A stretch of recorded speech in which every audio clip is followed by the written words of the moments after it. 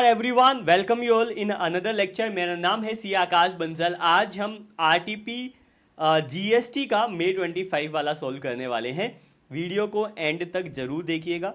ये वीडियो उन बच्चों को देखना चाहिए जिन्होंने आरटीपी एक बार अगर सॉल्व कर ली है बट कुछ कन्फ्यूजन है, तो आप इस वीडियो को रेफर कर सकते हैं, या फिर अगर आप मेरे साथ आरटीपी सॉल्व करना चाहते हैं तो आप इन वीडियोज़ को रेफर कर सकते हैं। ठीक है बेटा, अगर आपको कोई भी डाउट होता है DTO GST में, चाहे आप मेरे स्टूडेंट हो या नहीं हो, आप मुझे DM भी कर सकते हैं एंड व्हाट्सएप ग्रुप के ऊपर पूछ भी सकते हैं, जिसका लिंक इसी वीडियो के डिस्क्रिप्शन में मैंने दिया हुआ है। मेरा मोबाइल नंबर भी आपको स्क्रीन के नीचे आ रहा होगा, वहाँ पे आप DM भी कर सकते हैं। ठीक है बेटा, डन है। स्टार्ट करते हैं बेटा GST का RTP। आप लोगों के साथ साथ मैं ये RTP पहली बार ही सॉल्व कर रहा हूँ, सो लेट्स सी। ठीक है, चलिए जी। मैं आप बच्चों को इस वीडियो में आरटीपी तो सोल्व कराऊंगा, बट जैसा मैं सोल्व कर रहा हूँ उस पैटर्न से आपको ये भी समझ आएगा कि एग्ज़ाम में आपको किस तरीके से केस स्टडी को एनालाइज करना है, किस तरीके से क्वेश्चन को एनालाइज करना है और किस तरीके से सॉल्यूशन को प्रेजेंट करना है। ये नॉलेज भी आपको इस वीडियो में ज़रूर मिल जाएगी। ठीक है, स्टार्ट करें। चलिए जी। Sambhav limited, a company registered under GST, is engaged in manufacturing and e-commerce operations. Manufacturing और ई कॉमर्स दोनों में है। ठीक है। Operates in multiple state across India, India में मल्टीपल स्टेट में ऑपरेट करती है। ठीक है। The company procures raw material from various suppliers and supplies finish goods both domestically and internationally. यानी कि कंपनी जो है वो अक्वायर भी करती है चीज़ें और सेल करती है across India plus international. It also acts as a e-commerce operator, facilitating third-party transactions as well as supplying goods or service on its own account. Sir ये बिल्कुल एक मेरा क्लाइंट है, बिल्कुल उनकी तरह काम करती है। क्या करती है बेटा? ये ECO की तरह भी काम कर रही है, यानी कि किसी थर्ड पार्टी को अपने प्लेटफॉर्म पे रजिस्टर कर रही है ताकि वो अपनी सर्विस और गुड्स दे सके, प्लस खुद भी अपनी सर्विस और गुड्स ऑन अकाउंट पे देती है through the portal round the clock, यानी पूरे इंडिया में इंटरनेशनली। ड्यूरिंग इस financial review the management of संभव लिमिटेड ऑब्जर्व द फॉलोइंग। ठीक है बेटा, कुछ तो इन्होंने ऑब्जर्व किया, देखते हैं क्या ऑब्जर्व किया है। The company discontinued its operation in the state of Assam from 15 of December. 15 दिसंबर से आसाम के स्टेट में डिसकंटिन्यू कर दिया है। Okay, yes. The online application for cancellation of registration was furnished on 5 of January. जो ऑनलाइन एप्लीकेशन है with respect to cancellation of registration वो फर्निश किया गया था 5 जनवरी को। 5 जनवरी को ऑनलाइन एप्लीकेशन रजिस्ट्रेशन कैंसिल करने की फर्निश कर दी गई। Registration was suspended from the same day, उसी दिन से रजिस्ट्रेशन उनका सस्पेंड हो गया। Further the order of cancellation of registration was passed on 2 of February wherein the registration was cancelled with effect from 31 of January. Sir 5 जनवरी को registration suspend हो गया था, 2 फरवरी को ऑर्डर पास कर दिया और 31 जनवरी से रजिस्ट्रेशन कैंसिल कर दिया। यानी कि जिस दिन ऑर्डर पास किया उसके 2 दिन पहले से रजिस्ट्रेशन कैंसिल का ऑर्डर पास कर दिया। The company paid an amount of ₹5 lakh along with the tax payable thereon to its supplier Rudraksh enterprise pursuant to settlement of dispute in December month for the current financial year. Sir 5 lakh रुपए का उन्होंने क्या किया है, एक final amount पे किया है along with the tax payable, सब कुछ मिला के, कोई तो डिस्प्यूट था उसके अगेंस्ट में। ठीक है, कब किया है बेटा? December month of the current financial year. ठीक है। The company had earlier reverse the ITC related to the supply received from Rudraksh due to non payment of the consideration and tax amount. Sir आपको ये पता होगा कि 180 days में payment करनी होती है सप्लायर को। अगर आपने 180 डेज़ में सप्लायर को पेमेंट नहीं की तो आपका जो क्रेडिट होता है वो आपको रिवर्स करना होता है। तो यहाँ पे बोला है कि भैया क्रेडिट रिवर्स कर दिया था। ठीक है। The invoice was issued by Rudraksh enterprise in the month of September of the previous financial year. Sir ये जो बात है ना, ये जो पेमेंट ना करने की, इसकी सप्लाई कब ली थी? पिछले साल के सितंबर महीने में। ठीक है। The company provided an accommodation service to governmental agency of Gujarat, जो कि केवल गुजरात में रजिस्टर्ड है। कंपनी ने अकोमोडेशन सर्विस भी दिया है किसको? गवर्नमेंट एजेंसी जो गुजरात में रजिस्टर्ड है। In its own hotel located in the state of Rajasthan. Hotel कहाँ पे है? राजस्थान में है। The accommodation service were provided for the stay of employees of the government agency of Gujarat who had attended a training program organized by central government. Sir ये जो accommodation की service है ये गुजरात के जो भी ये गवर्नमेंट के लोग हैं इनके लिए दी थी। क्यों? क्योंकि एक फंक्शन था, एक बेसिकली ट्रेनिंग था जो कि वहाँ पे हुआ था, सेंट्रल गवर्नमेंट ने करवाया था। The total amount charge by the company for such service was 25 lakh. Company ने ट्रेनिंग ऑर्गेनाइज करवाने की, वेन्यू देने की, सबका मिला के 25 लाख रुपए का बिल बनाया। ठीक है। During the month of January Dumdum limited supplied goods worth ₹75 lakh through the company's e commerce platform. Sir कोई थर्ड पार्टी है दमदम लिमिटेड, उसने 75 लाख का क्या किया है बेटा? 75 लाख के गुड्स सप्लाई किए हैं। एक सेकेंड रुकिएगा बेटा।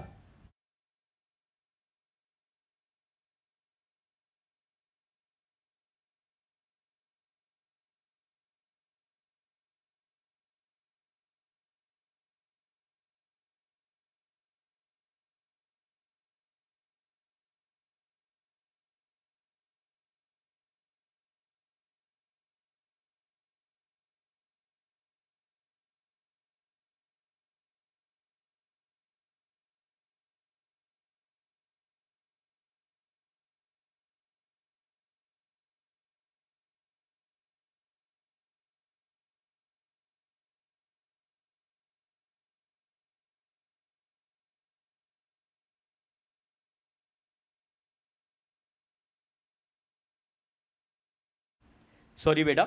यस, कोई तो है दमदम लिमिटेड जिन्होंने क्या किया है बेटा, एक दमदम लिमिटेड है जिन्होंने सप्लाई किए 75 लाख के गुड्स कंपनी के थ्रू, ई कॉमर्स प्लेटफॉर्म के through. Out of this supply goods amounting to ₹15 lakh were returned in January. 15 lakh के गुड्स रिटर्न हो गए हैं और ये कब का है बेटा? जनवरी का ही है। तो सर नेट कितना हो गया है? 60 लाख। ठीक है बेटा, चलिए जी। Further, the company also supplied its own product amounting to ₹20 lakh through the e-commerce platform in the said month.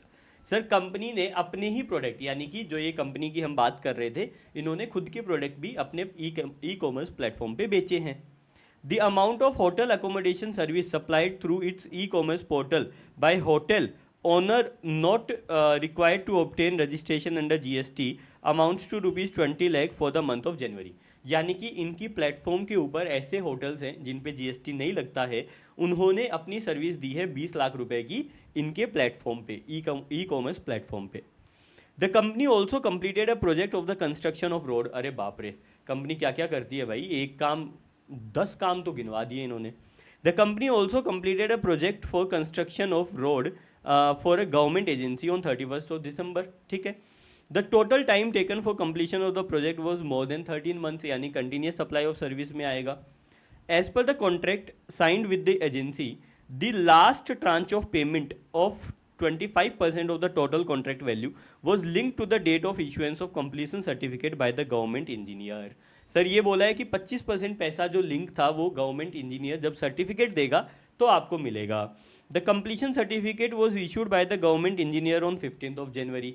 Government engineer ने 15 जनवरी को कंप्लीशन सर्टिफिकेट दिया। However the invoice for such supply was issued on 5 February. Invoice है वो 5 फरवरी को issue हुआ है। And the payment was received on 20 February. Payment जो है वो 20 फरवरी को रिसीव हुआ है। अब बेटा यहाँ पे टाइम ऑफ सप्लाई लगेगा किसका? सर्विस का। कंटिन्यूस सप्लाई ऑफ सर्विस के केस में जो last date of issue of invoice होती है, अगर पेमेंट किसी माइलस्टोन से लिंक होता है तो जिस दिन माइलस्टोन अचीव हो गया उसी दिन आपका last date of issue of invoice माना जाता है। तो यहाँ पे जो माइलस्टोन अचीव हो गया वो 15 तारीख को अचीव हो गया, तो ये हो गई बेटा last date of issue of invoice. तो क्या हमने इनवॉइस 15 जनवरी को इशू कर दी? Answer is no. तो यानी कि हमने इनवॉइस टाइम से इशू नहीं की। जब हम इनवॉइस टाइम से इशू नहीं करते हो तो रूल कौन सा लगता है? Date of provision of service और date of payment whichever is earlier.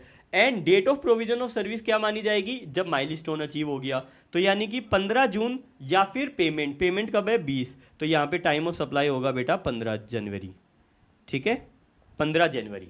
I repeat, पूरा वापिस से रिपीट कर रहा हूँ flow. Time of supply of goods, time of supply of service, अगर इनवॉइस टाइम से इशू कर दी तो इनवॉइस की डेट और पेमेंट की date whichever is earlier. अगर इनवॉइस टाइम से इशू नहीं की तो फिर सर्विस की डेट और पेमेंट की date whichever is earlier. Invoice कब तक इशू करने? कंटिन्यूस सप्लाई ऑफ सर्विस के केस में इनवॉइस तब इशू होता है जब कोई माइलस्टोन अचीव हो जाए, अगर पेमेंट माइलस्टोन से लिंक है। तो यहाँ पे जो लास्ट डेट थी इशू इनवॉइस की वो 15 जनवरी है। अब क्योंकि लास्ट डेट तक इनवॉइस इशू नहीं हुआ, इसलिए हम डिफॉल्टर की लिस्ट में चले गए। अगर हम डिफॉल्टर में चले गए तो हमारा जो टोस होगा वो होगा at the time of service और payment whichever is earlier. तो कंप्लीशन ऑफ सर्विस या जिसको बोलते हैं प्रोविजन ऑफ सर्विस वो 15 जनवरी है। 15 जनवरी या 20 फरवरी विच एवर इज अर्लियर, तो 15 January will be your time of supply. What is the due date of filing final return? Sir final return की ड्यू डेट होती है जब आपका कैंसिलेशन सर्टिफिकेट आए या जिस दिन से कैंसिलेशन है, विच एवर इज लेटर से 3 महीने के अंदर अंदर। ठीक है बेटा, तो यहाँ पे आपका कैंसिलेशन सर्टिफिकेट आया था 2 तारीख को। ऑल्दो कैंसिलेशन हुआ था 31 जनवरी से, लेकिन क्योंकि सर्टिफिकेट 2 तारीख को आया था तो 2 तारीख से 3 महीने तक आप फाइनल रिटर्न फाइल कर सकते हो। तो 2 फरवरी से 3 महीने तक आप फाइनल रिटर्न फाइल कर सकते हो। ठीक है बेटा, which of the following statement is correct in relation to the reavailment of input tax credit which have been reversed earlier upon the disputed payment? Sir अब आपको अगर रीअवेल करना है तो कर सकते हो, बिल्कुल कर सकते हैं बेटा। The company could have reavail the ITC only up to, नहीं, ऐसे कोई टाइम लिमिट नहीं है। अगर आपने इनिशियली पेमेंट ना करने की वजह से रिवर्स किया था तो कोई टाइम लिमिट नहीं है, आप कभी भी रीअवेल कर सकते हो। ठीक है बेटा, ये डी ऑप्शन सही है। ठीक है, at any time. The amount of tax to be deducted at source by the government agency, government agency कितना TDS करेगी? सर गवर्नमेंट एजेंसी किस चीज़ का TDS करेगी बेटा? गवर्नमेंट एजेंसी को हमने कुछ तो सर्विस दी थी जिसके लिए गवर्नमेंट एजेंसी ने हमें पैसा दिया था। कहाँ है? ये रहा। सर 25 लाख रुपए का हमें पैसा दिया था गवर्नमेंट एजेंसी ने, तो 25 लाख रुपए के ऊपर TDS होगा। लेकिन बेटा TDS तब होता है, TDS तब नहीं होता है जब place of supply and location of recipient, place of supply और लोकेशन ऑफ सप्लायर अगर एक स्टेट में हो एंड लोकेशन ऑफ रेसिपिएंट अगर डिफरेंट स्टेट में हो तो फिर TDS नहीं होता, TDS नहीं होता। ये आपको कंडीशन याद होनी चाहिए। सब प्लेस ऑफ सप्लाई और लोकेशन ऑफ सप्लायर अगर एक स्टेट में हो और रेसिपिएंट अलग स्टेट में हो तो TDS नहीं होता। अब यहाँ पे बेटा रेसिपिएंट तो है गुजरात में रजिस्टर्ड, जो सप्लायर है वो है राजस्थान का, और जो सप्लाई है वो भी राजस्थान में दी है, क्योंकि होटल के अंदर जो सप्लाई देते हो उसका जो प्लेस ऑफ सप्लाई आता है वो होटल आता है जहाँ पे होटल सिचुएटेड है, तो मतलब राजस्थान में दी है। तो यहाँ पे कहने का मतलब प्लेस ऑफ सप्लाई और सप्लायर दोनों राजस्थान से हैं, और जो रेसिपिएंट है जिसने सर्विस ली है वो गुजरात से है। तो यहाँ पे TDS नहीं होगा, जीरो TDS होगा बेटा। यहाँ पे बहुत प्यारा क्वेश्चन है, जीरो TDS होगा। ये एग्जाम में आ चुका है शायद जनवरी 25 में। The amount of tax to be collected at source by the company under the GST law during January. Sir कितना TCS कलेक्ट करेगी कंपनी इन जनवरी मंथ? तो बेटा देखो, देखना आराम से। कंपनी ने 75 लाख रुपए के गुड्स बेचे हैं अपने प्लेटफॉर्म पे, जिसमें से 15 लाख के गुड्स वापस आ गए। करेक्ट है?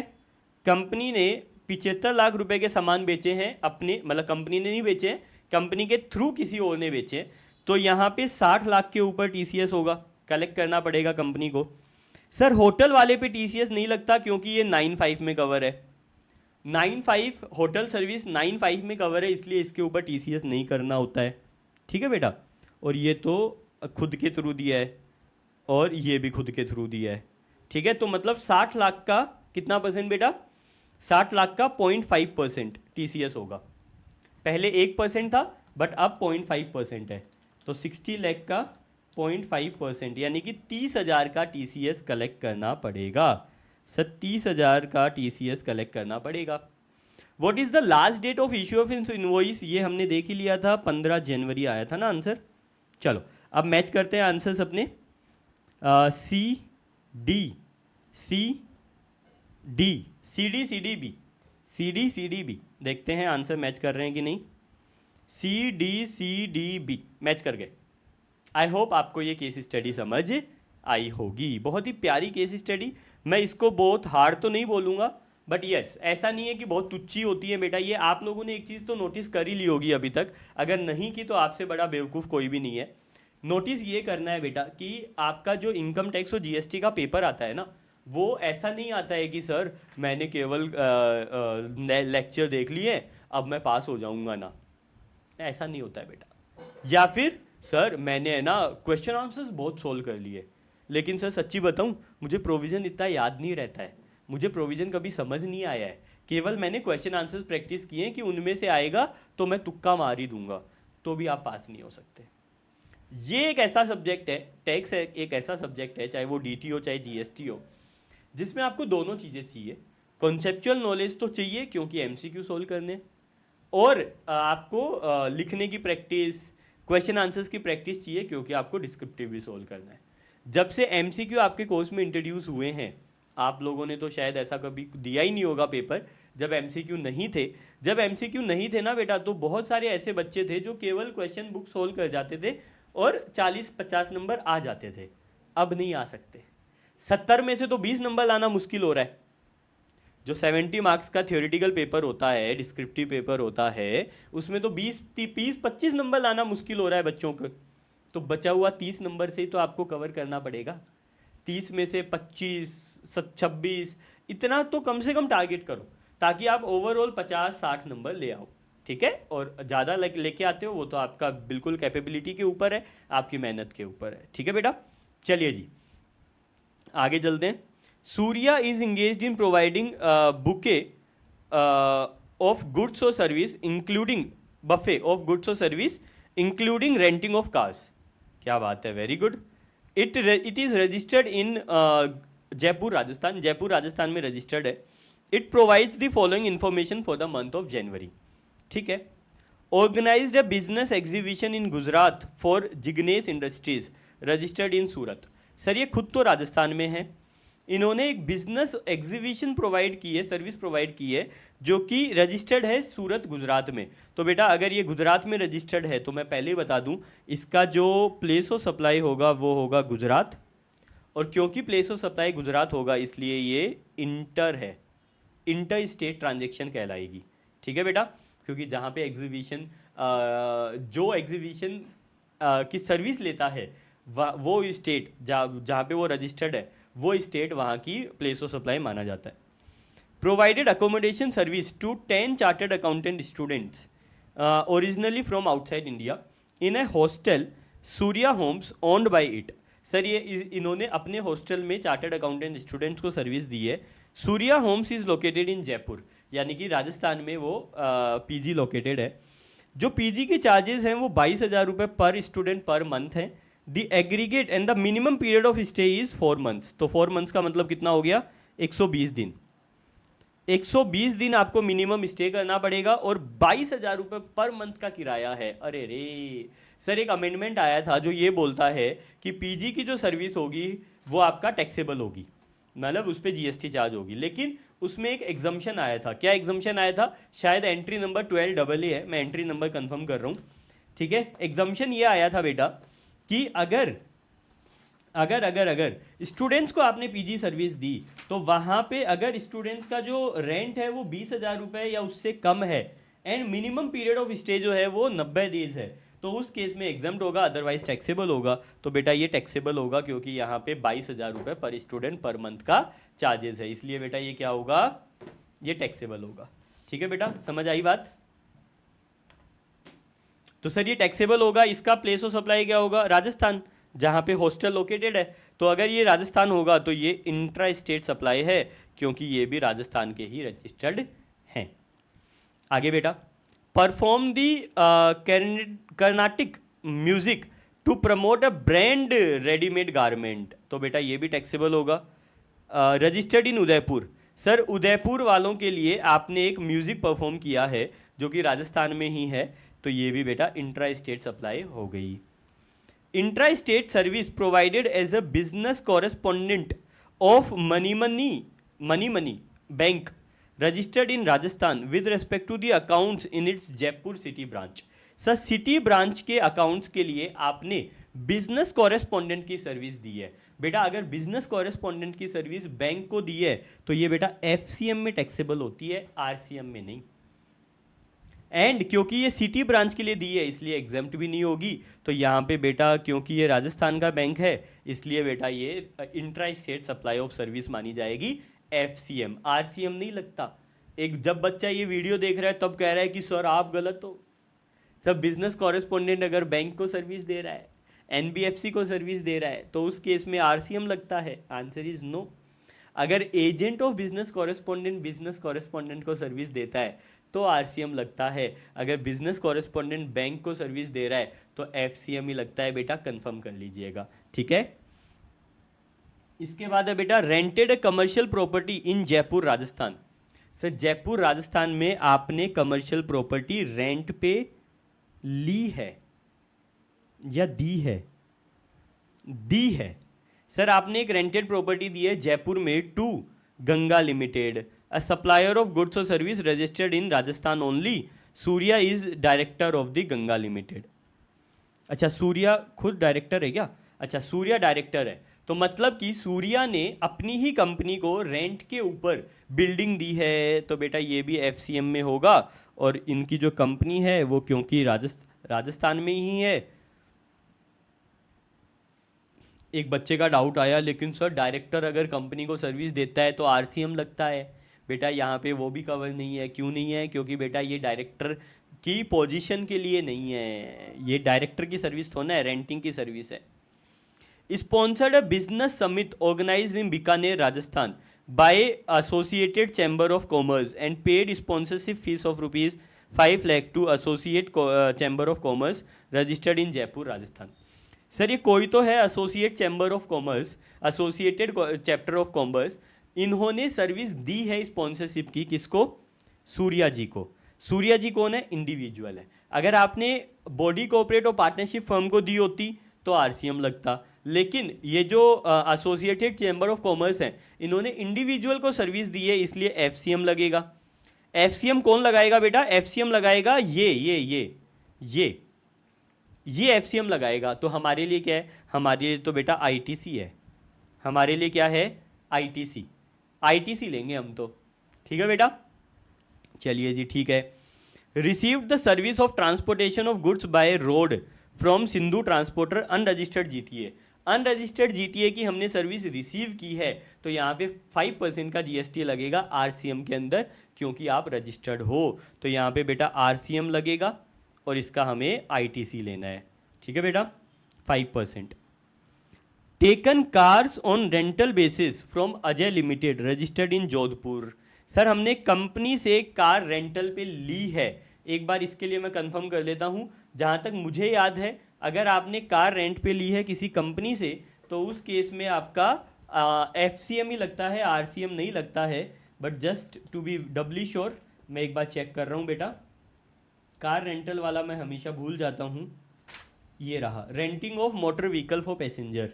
अगर एक बॉडी कोऑपरेट ने किसी भी पर्सन को दिया है तो एफसीएम लगता है बेटा। तो हमें क्या लेना है इसका? हमें इसका आईटीसी लेना है, ठीक है बेटा। हमारे को कोई मतलब नहीं है क्योंकि एफसीएम लगेगा, बट हम इसका आईटीसी तो लेंगे, ठीक है बेटा। जीएसटी रेट 99 है लेकिन जीटीए की रेट 2.5 है। All the amounts are exclusive of taxes, no opening balance of ITC, ठीक है। अब आपने को निकालना है नेट जीएसटी लाइबिलिटी। अपने को क्या निकालना है? Net GST liability. यहाँ पे मैंने एक आपको रामबाण बताया हुआ है। अगर किसी ने मेरी कोई भी वीडियो देखी है जिसमें मैंने ये बताया था, यूट्यूब पे एक वीडियो है जिसका टाइटल है best way to solve ITC question, जरूर देखना। आप यूट्यूब पे टाइप करना best way to solve ITC question by CA Akash Bansal, हक से सीए। आपको एक वीडियो दिखेगी, उस वीडियो में मैंने डिटेल में बताया है कि आपको आईटीसी क्वेश्चन सॉल्व कैसे करना है। वही चीज़ मैं अब बताने वाला हूँ, थोड़ा शॉर्ट में बताऊँगा। चलो 3 टेबल बनानी है बेटा अपने को, 1, 2 और 3। पहली टेबल में बेटा अपने को आउटपुट प्लस आरसीएम बताना है। दूसरे में अपने को इनपुट बताने हैं और तीसरे में अपने को नेट जीएसटी बताना है। ऐसे 3 टेबल बनानी है एग्जाम में, ऊपर नीचे, ऐसे पास पास नहीं, ऊपर नीचे बनानी होती है। चलो सबसे पहले एक एक लाइन पढ़ते जाएंगे और जहाँ पे फिट होगा वहाँ पे एंटर करते जाएंगे। सबसे पहले बेटा बिजनेस एग्जीबिशन गुजरात में की थी, हमने डिसाइड किया था inter state supply of service है 20 लाख की। तो मुझे बताओ बेटा 20 लाख की अगर सर्विस है तो 20 लाख का इंटू, अच्छा इसका कॉलम भी बनाना है, IGST, CGST, SGST, ऐसे 3 कॉलम बनाने हैं, IGST, CGST एंड SGST, ऐसे 3 कॉलम बनाने हैं बेटा। ठीक है बच्चे मेरे, IGST, CGST एंड SGST, इस तरीके से आपको कॉलम बनाने हैं। सबसे पहले बेटा 20 लाख टाइप करो और 18% कर दो। ठीक है, तो ये आ गया बेटा IGST 3,60,000 का, इन दोनों में कर दो डैश डैश, पहला हो गया। फिर है अकोमोडेशन सर्विस प्रोवाइड की है, हमने डिसाइड किया था इंट्रा स्टेट है और इस पर भी टैक्स लगेगा, तो 2,20,000 का 9%, यानी कि 19,800, 19,800 और यहाँ पे डैश कर दो। इसके बाद में बेटा हमने डिसाइड किया था कि भैया 1,45,000 रुपये जो है वो भी टैक्सेबल होगा और यहाँ पे इंट्रा होगा तो 9%, तो सर 13,050 रुपये, 13,050 रुपये ये भी अपना अमाउंट आ गया, इसको भी यस कर दो। इसके बाद है बेटा हमने एक इंट्रा स्टेट कोई तो हमने कॉरेस्पॉन्डेंस बिजनेस कॉरेस्पॉन्डेंट की सर्विस दी थी, तो 1,20,000 इंटू 9%, तो ये आ गया बेटा 10,800, 10,800। ठीक है बेटा, ये भी हो गया। इसके बाद में बेटा हमने कमर्शियल बिल्डिंग रेंट पे दी थी 3 लाख रुपए में। ठीक है, तो 3 लाख रुपए का भी, और ये भी राजस्थान में थी तो इसलिए 9%, तो यानी कि बेटा 27,000, 27,000 और यहाँ पे डैश कर दो। ठीक है, ये भी हो गया। इसके बाद में बेटा हमें ITC लेना है 5 लाख रुपए की सर्विस का, 5 लाख का। अब ये कौन सी सर्विस है बेटा, ये भी राजस्थान में है, तो ये 9%, सर 45,000, 45,000, तो 45,000 का ये ITC लेना है और 45,000 का SGST लेना है, यहाँ पे डैश कर दो, ले लिया ITC। चलो जी, इसके बाद में बेटा RCM के अंदर 2 लाख रुपए की सर्विस है और ये कौन सा है बेटा, राजस्थानी है ना, राजस्थान है तो 2.5%, तो सर RCM का एक अलग टेबल में ही बनाते हैं, या चलो इसी में लिख देता हूँ मैं। सर कितना था, 2 लाख था ना, 5 लाख नहीं सॉरी 2 लाख। ठीक है, तो 2 लाख का 2.5%, यानी कि 5,000 रुपये का RCM है, ये RCM है बेटा, मैं यहाँ पे लिख रहा हूँ, ये RCM है 5,000 रुपये, 5,000 रुपये। अब क्योंकि ये RCM है तो इसका अपने को क्या मिल जाएगा, इनपुट भी मिल जाएगा। ऑल्दो RCM की लाइबिलिटी अपने को कैश में देनी पड़ेगी, बट कैश में देने के बाद इनपुट भी मिल जाता है। ठीक है, चलो जी, ये हो गया। इसके बाद में बेटा अपने को ITC लेना है 1.5 लाख रुपए की सर्विस का, तो 1.5 लाख का ITC लिख लेते हैं, 1.5 लाख का। अच्छा ये कौन सा है, इंटर है, ये इंट्रा है, जोधपुर राजस्थान का ही है, जिससे हमने कार रेंट पे ली थी, तो सर ये हो गया अपना 9%, तो यानी कि 13,500 का ITC लेना है, 13,500 का ITC लेना है, ये अपना हो गया बेटा कंप्लीट। ठीक है, ये आ गया बेटा 3,60,000 रुपये का आउटपुट, ये अपना आ गया 19,800 प्लस 13,50 प्लस 10,800 प्लस 27,000 प्लस 5,000, 75,650 का ITC, ये आ गया 19,800 प्लस 13,50 प्लस 10,800 प्लस 27,000 प्लस 5,000, ये अपना आ गया बेटा 75,650, सेम ही तो आता सर। चलो इधर आ गया बेटा 45,000 का इनपुट, 5,000 का इनपुट और 13,500 का इनपुट, 63,500 का इनपुट, और इधर भी आ गया 63,500 का इनपुट। अब बेटा ITC यूटिलाइज करने के नियम होते हैं। सबसे पहले आउटपुट लिखते हैं, आउटपुट आ गया बेटा 3,60,000, 75,650, 75,650। फिर इनपुट लिखते हैं, इनपुट में सबसे पहले लिखते हैं IGST, IGST कितना है बेटा, 0 है, तो यहाँ पे आ गया 0 0 0। फिर लिखते हैं बेटा CGST, CGST का इनपुट है 63,500, 63,500 यूज़ कर लेंगे, कितना बचा 12,150। अब बेटा मैच करना, क्या ये 12,150 ये 5,000 से कम नहीं होना चाहिए, क्योंकि 5,000 तो मिनिमम कैश में देना ही था, तो 12,150 is the okay amount, correct amount. Sir इसके बाद में आएगा SGST 00,63,500, तो यहाँ पे भी 12,150 और यहाँ पे भी 12,150। दिस इज़ दी आंसर मेरे अकॉर्डिंग। चलो मैच कर लेते हैं बेटा नीचे जाके। चलो मैच कर रहे हैं बेटा। बिजनेस एग्जीबिशन 3,60,000 का IGST करेक्ट है। इसके बाद में 19,800 अकोमोडेशन वाला करेक्ट है। इसके बाद में म्यूज़िक परफॉर्मेंस वाला करेक्ट है। इसके बाद में बिजनेस कॉरेस्पोंडेंट FCM करेक्ट है। इसके बाद में renting of property FCM correct है, ये आ गया FCM। इसके बाद में बेटा ITC में बिजनेस समिट तो स्पॉन्सर जो अपन ने की थी वो करेक्ट है। ट्रांसपोर्टेशन वाला करेक्ट है 5,000, ठीक है। इसके बाद में जो कार रेंट पे ली थी उसका ITC भी अपने को, अच्छा एक गलती हो गई सर, जो कार रेंट पे ली थी उस पर 2.5% लगेगा, 9% नहीं लगेगा, एक गलती हो गई बेटा अपने से, I am really very sorry. जो हमने कार रेंट पे ली थी ना कितने रुपए की, 1.5 लाख की, तो इस 1.5 लाख का जो हमें ITC लेना था वो ITC हमें लेना था 1.5 लाख का 2.5%, यानी कि 3,750। तो ये कितना हो जाएगा बेटा ITC 45,000 प्लस 5,000 प्लस 3,750, 53,750 का ITC हो गया। अब 53,750 का ITC हो गया, तो यहाँ पे ये चेंज हो जाएगा, यहाँ पे ये चेंज हो जाएगा 75,650 माइनस 53,750, 21,900 रुपये का अपने को कैश में पे करना होगा, ठीक है। एंड ये तो पे करना होगा 3,60,000 IGST पे करना होगा, ठीक है। अब मैच करते हैं बेटा।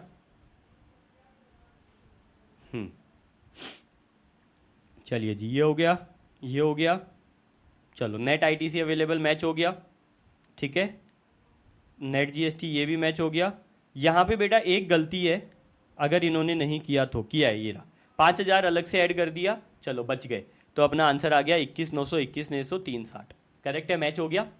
चलिए जी, आई होप आपको समझ आया होगा, पक्का ही आया होगा यार, मैं अगर आपको समझाऊँ वो समझ ना आए, ऐसा हो ही नहीं सकता सर।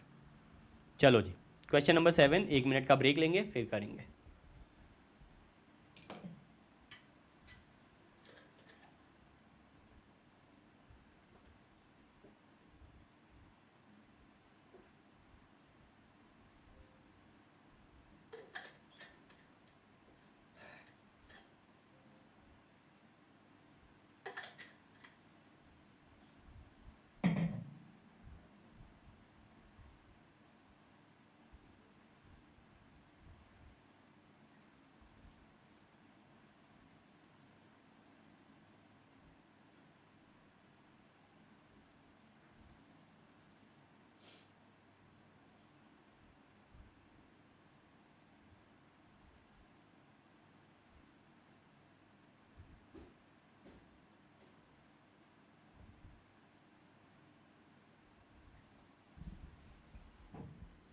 ओके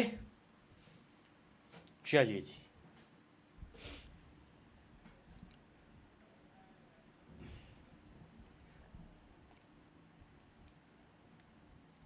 आगे चलते हैं बेटा। Mehul enterprises registered under GST in UP and a monthly return filer. Mehul enterprises GST में रजिस्टर्ड है यूपी में और मंथली रिटर्न फाइल करता है। Is engaged in making taxable supply of goods और service. It furnish the details of outward supplies in the form GSTR1 for the month of January on 11th of February। जनवरी महीने की GSTR1 11 फरवरी को file कर दी, perfectly fine, यही due date होती है बेटा। However, on 14th of February, Valentine's Day पे, the accountant of Mehul Enterprises noticed one invoice issued to Vaishali Traders for supply of goods of rupees 1 lakh taxable at 18% यानी 18,000 की GST pertaining to January has been inadvertently missed to be declared in form GSTR1। Sir एक ऐसी invoice जिससे 18,000 रुपये का GST था वो miss हो गई, GSTR में हमने रिपोर्ट नहीं की। He has approached you to advise before furnishing the form GSTR 3B for the said month. वो आपके पास आया है और उसने बोला है भैया गलती हो गई, GSTR 1 में दिखाना भूल गए, अब क्या करूं। GSTR 3B अभी तक फाइल नहीं की है। You are required to briefly discuss whether the Mehul enterprise can amend the details of outward supply furnished in form GSTR 1 for January. Yes, कर सकता है GSTR 1A में. If such amendment is permitted, details of form GSTR 1 are amended, whether the details of said invoice will be available in GSTR 2B of the Vaishali for the month of January. नहीं sir, जो भी हम GSTR 1A में amendment करेंगे वो हमारी 3B में तो उसी महीने में दिख जाएगी, लेकिन रेसिपिएंट की 2B में अगले महीने की 2B में दिखेगी, यानी कि फरवरी महीने की 2B में रिफ्लेक्ट होगी। हमारी 3B में करंट मंथ के ही 3B में रिफ्लेक्ट हो जाएगी। ये अपने को आंसर करना है। ठीक है बेटा, तो देखो क्वेश्चन नंबर 7 का आंसर आराम से।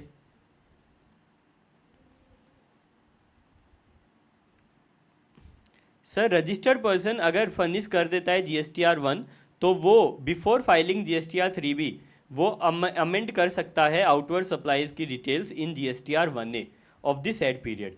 मेहुल एंटरप्राइज जो है वो भी फर्निश कर सकता है वैशाली ट्रेडर्स की जो इनवॉइस है उसको ऑन और after 14 February but before filing GSTR 3B for the January. The corresponding effect होगा वो GSTR 1 का 3B में दिख जाएगा, लेकिन जो एडिशनल डिटेल आपने अमेंड की है GSTR 1A में वो GSTR 1 में तो GSTR 1 में जो नहीं डाली थी आपने वो 2B में रिफ्लेक्ट होगी। This implies that ITC of the supplies declared through GSTR 1A will be available to the recipient in the next tax period. अगले टैक्स पीरियड में आपको मिल जाएगी। ठीक है बेटा, बस इसकी थ्योरी है, थोड़ा पढ़ लेना। अगर आपका इतना टेक्निकल जवाब नहीं भी होगा तो भी चलेगा, बट जवाब पूरा होना चाहिए, ये इंपॉर्टेंट है। ठीक है बेटा, कंप्लीट आंसर करके आओगे चाहे इतना टेक्निकल लैंग्वेज यूज ना करें। Mister Bindusar is an employee in Galgotia and sons working at Mumbai Maharashtra. Sir ठीक है, एक एम्प्लॉई है जो काम कर रही है कंपनी में। Miss Bindusar is unregistered under GST law. ठीक है, उसका कोई GST में रजिस्ट्रेशन भी नहीं है। His family is located in Bareilly, family Bareilly Uttar Pradesh की है। His son requires a laptop for his school project on urgent basis, उनको लैपटॉप चाहिए भैया। Therefore Bindusar places an order on amazing.in, an e-commerce platform for supply of laptop of the latest configuration for his son which is to be delivered at his residential address in Bareilly, Uttar Pradesh. Sir जो mummy है, mummy या पापा sorry mister Bindusara, जो mister Bindusara हैं वो मुंबई में काम कर रहे हैं। उनको कॉल आया, इमेजिन करना सिचुएशन, मुंबई में वो काम कर रहे थे, मीटिंग में थे, उनको बेटे का कॉल आया। उन्होंने, बेटे ने बोला ओ मामा, उसने बोला कि बेटा मैं कॉल करता हूँ आपको। नहीं, मेरे को लैपटॉप चाहिए, मेरे को अर्जेंटली लैपटॉप चाहिए, वो भी लेटेस्ट कॉन्फ़िगरेशन का। तो बिंदुसार ने बोला एक काम करता हूँ बेटा, मैं amazing.in से आपके लिए लैपटॉप ऑर्डर कर रहा हूँ। बिलिंग एड्रेस किसका? मुंबई। डिलीवरी एड्रेस कहाँ का? यूपी। ये क्या पूछेगा? प्लेस ऑफ सप्लाई यूपी होगा बेटा, क्योंकि in case of unregistered person जहाँ पे डिलीवरी की गई है वो ही प्लेस ऑफ सप्लाई होता है, यानी कि UP will be your place of supply. ठीक है बेटा। Bindusar while placing the order on e commerce platform, billing address तो उसने अपना मुंबई का दिया है। You are required to determine the place of supply, the place of supply will be your UP, Uttar Pradesh. ये अपने को आंसर लिख के आना था। ये सेम क्वेश्चन जनवरी 25 के अटेम्प्ट में भी पूछ लिया गया है, बिल्कुल same question. As per the provisions where the supply is made to unregistered person, the place of supply will be the address recorded in the invoice. Further, as per explanation, recording of the name of state is sufficient deemed to be recording of the address. Clarification आया है बेटा 2024 के जून महीने में, जहाँ पे online delivery आ गई है और जहाँ पे डिलीवरी का एड्रेस डिफरेंट है, बिलिंग का एड्रेस डिफरेंट है, तो प्लेस ऑफ सप्लाई वो होगी जहाँ पे गुड्स डिलीवर किए गए हैं। तो यहाँ पे इन सच केस अनरजिस्टर्ड पर्सन ने जहाँ पे बिलिंग एड्रेस और डिलीवरी एड्रेस अलग अलग दिया है, सप्लायर डिलीवरी एड्रेस रिकॉर्ड करेगा और प्लेस ऑफ सप्लाई के लिए डिलीवरी एड्रेस को कंसिडर करेगा, इसलिए प्लेस ऑफ सप्लाई जो होगी वो यूपी होगी। अगर आप मिलता जुलता लैंग्वेज में आंसर लिख के आओगे तो भी चलेगा, बस आंसर सेम होना चाहिए और कंप्लीट होना चाहिए। पहले प्रोविजन, फिर केस और फिर कंक्लूजन। ठीक है बेटा, चलिए जी आगे चलते हैं। डिटरमाइन द टैक्सीबिलिटी और otherwise of the following services provided by Indian railway. Indian railway की सर्विस सारी एफसीएम में टैक्सेबल होती है बेटा। Cloak room service, cloak room service, अच्छा ये एग्जम्पशन की एंट्रीज है बेटा, कुछ ये एग्जम्पशन की एंट्रीज है, मैं आपको देख के कंफर्म कर रहा हूँ। ठीक है, एग्जम्पशन की एंट्रीज है जहाँ पे ये क्लोक रूम फैसिलिटी और फलाना फैसिलिटी, इन सब के लिए एग्जम्पशन आई थी बेटा, लेकिन शायद क्लोक रूम फैसिलिटी तो एग्जाम नहीं थी। एक बार फिर भी मैं कंफर्म कर रहा हूँ बेटा।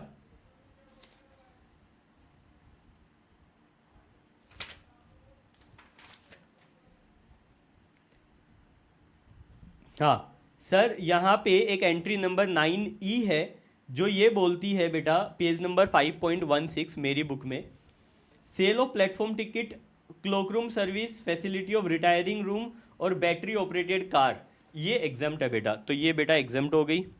Service of transportation of passenger in second class, second class का मतलब हो गया बेटा एसी, अगर एसी है तो बेटा ये टैक्सेबल हो गई।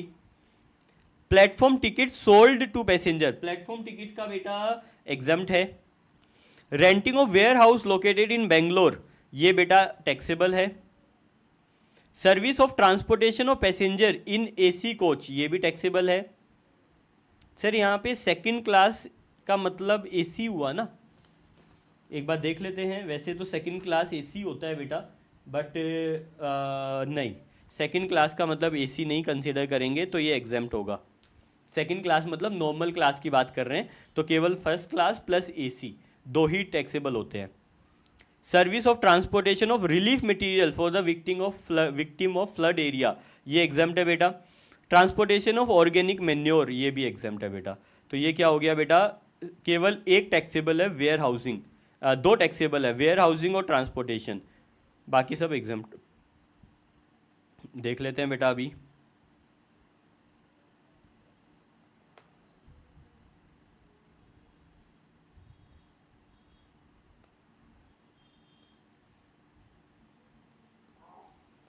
मज़ा आ रहा है ना सब? वीडियो को लाइक कर देना अगर अभी तक वीडियो लाइक नहीं की है तो, पाप लगेगा। वीडियो को लाइक कर देना, कमेंट करके बताना वीडियो कैसी लगी। आपका है हर एक कमेंट मैं रीड करता हूँ बेटा। पहला एग्जाम्प्ट है, दूसरा एग्जाम्प्ट है, तीसरा एग्जाम्प्ट है, आगे टैक्सेबल है, टैक्सेबल है, ठीक है, फिर एग्जाम्प्ट है, एग्जाम्प्ट है। मैच हो गए? चलो last question for this RTP, last question for this RTP which is your question number 10। Last question है हमारा।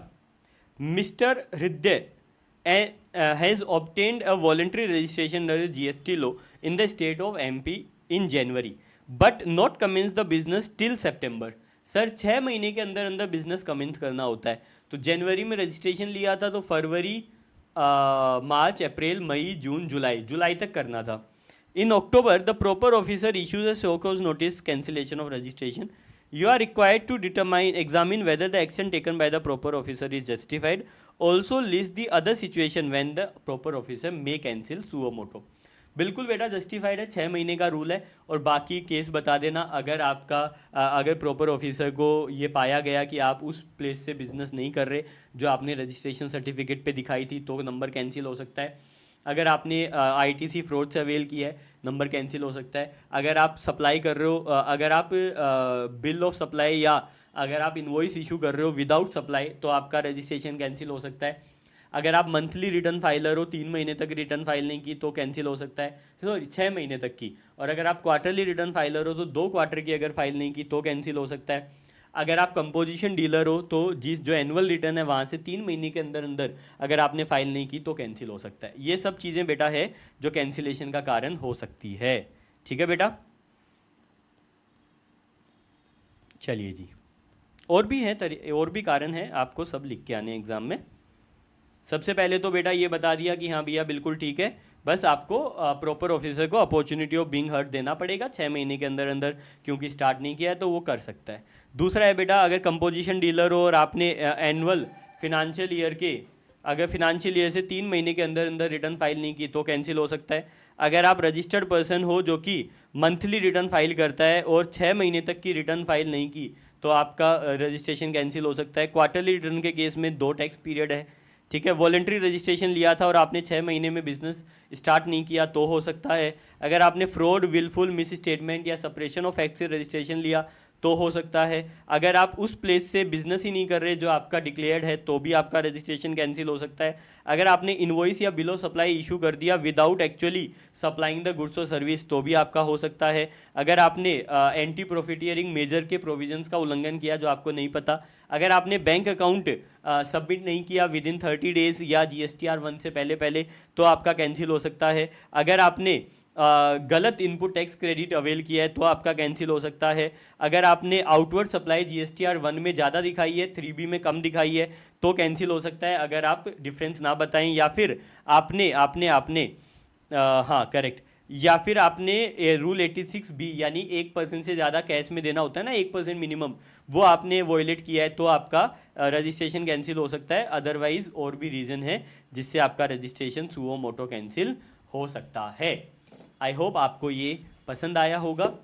बहुत इंपॉर्टेंट RTP मुझे लगी, काफ़ी अच्छे क्वेश्चंस हैं बेटा ये RTP के, और इन क्वेश्चंस में से पेपर आता है तो आप ज़रूर ज़रूर ज़रूर इनको सॉल्व करके जाइएगा मेरे साथ में। अगर वीडियो अच्छी लगी है तो वीडियो को लाइक करो, कमेंट करके बताओ आपको कैसी लगी। जैसा मैंने वीडियो के स्टार्टिंग में बोला था कि आप बच्चों को अगर कनेक्ट रहना है मुझसे तो आप व्हाट्सएप कम्युनिटी और व्हाट्सएप चैनल ज्वाइन कर सकते हो, जिसका लिंक इसी वीडियो के डिस्क्रिप्शन में दिया हुआ है। आप आइए वहाँ पे ज्वाइन कीजिए। आप बच्चों को मैं बता दूं कि इसी यूट्यूब चैनल पे DT के कंप्लीट रिवीजन लेक्चर्स, GST के complete short revision lectures uploaded है, प्लस क्वेश्चन प्रैक्टिस का बैच मैं लेके आया हूँ, वो भी इसी यूट्यूब चैनल पे आपको मिल जाने वाला है। अगर आप अनाउंसमेंट्स जो भी होने वाली हैं उनसे you want to get the first hand in the announcements and everything, आपको पता चले कि HCCA ये और क्या लेके आया है अलग अलग सब्जेक्ट में, न केवल मेरे सब्जेक्ट में, तो आपको व्हाट्सएप चैनल और टेलीग्राम चैनल को ज्वाइन करके रखना है, ठीक है बेटा। चलिए जी, thank you very much for watching this lecture. बहुत अच्छा लगा मुझे, आप बच्चे रेफर कर रहे हो। वीडियो को लाइक करो, कमेंट करके बताओ वीडियो कैसा लगा, अपने फ्रेंड्स के साथ जरूर शेयर कीजिएगा। Thank you very much, bye bye, take care, सबा खैर, मिलते हैं अगले वीडियो में।